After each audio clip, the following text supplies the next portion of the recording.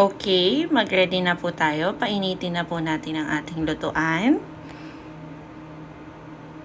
Ilagay ang mantika. At hintayin uminit ito.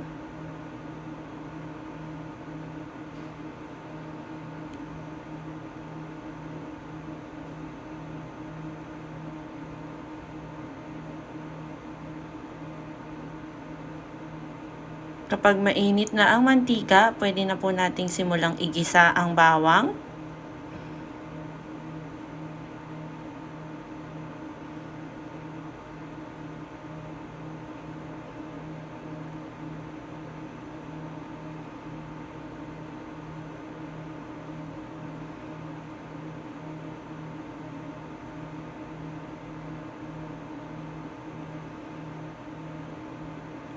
Isunod po natin ang sibuyas.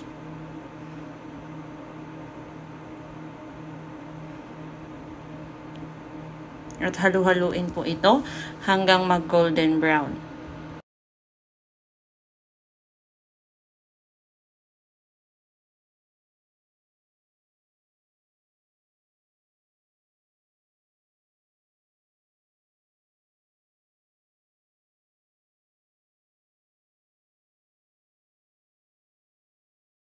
Pag golden brown na po ang sibuyas at bawang, pwede na po nating ilagay ang minced pork.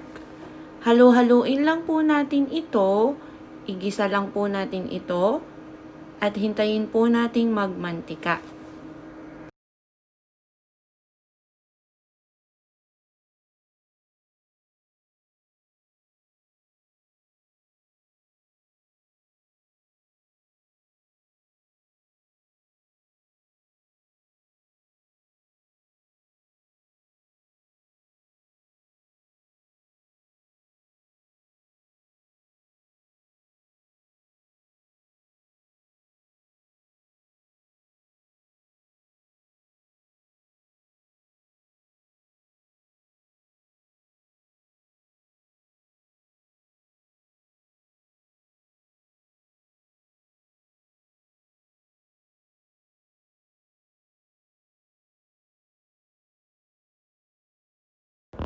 Ayan po.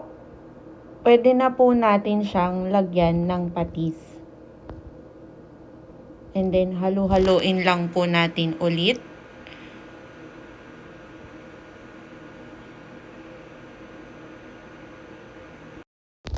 At ilagay na po natin ang pepper.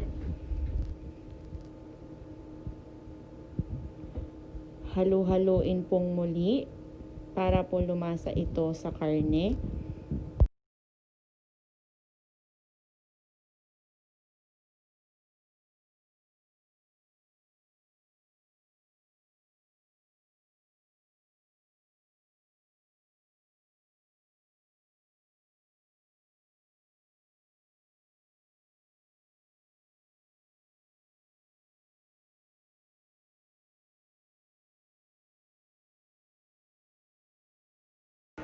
Okay, after po nating magisa ang minced pork na lagyan ng patis at pepper, pwede na po nating ilagay ang squid.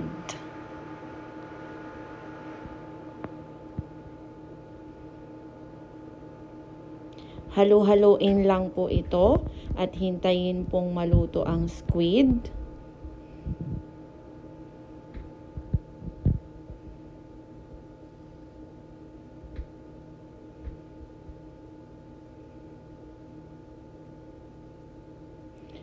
After 5 minutes po, pwede na po nating ilagay ang shrimp.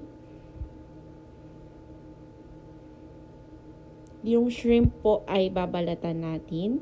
Tatanggalin po natin yung buntot at ang ulo. Halo-haloin lang pong muli. At maghintay ng 10 minutes. After 10 minutes, pwede na po nating ihalo ang hinimay na tinapa. Ito po yung nagpapasarap sa Pancit Malabon, bukod po sa mga seafood na ating inilalahok. Halu-haluin lang po ito hanggang lahat po sila ay maluto.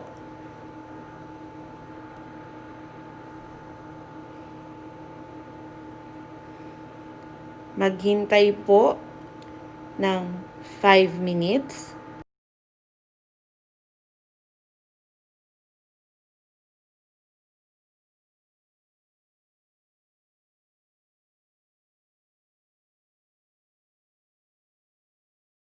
After 5 minutes po, pwede na po nating ihalo ang atsuete.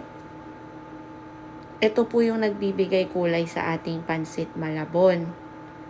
In my case po, atsuete powder po yung ginamit ko kasi yun po yung available dito.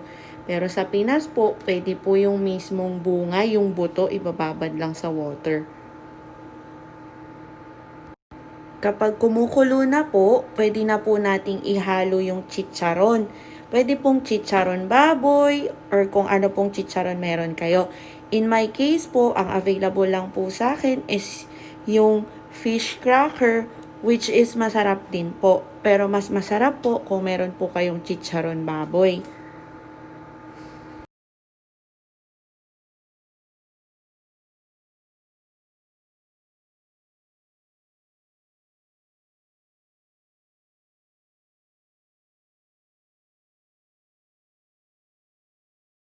After 3 minutes po, pwede na po nating ihalo yung onion leaves. Yung onion leaves po, it will add a little bit good taste and aroma po sa ating Pancit Malabon. Then, halu-haluin lang po natin ito at maya-maya po ay pwede na nating ihalo ang noodles. Ilalagay na po natin ang Pancit Malabon noodles na ibinabad ko po ito overnight sa water, and then after po, iniluto ko po siya ng 5 to 10 minutes po sa boiling water para po medyo lumambot yung noodles and maluto din po. Kapag naihalo na po natin lahat-lahat ang noodles, pwede na po natin siyang iserve and ready to eat na po ang ating Pancit Malabon.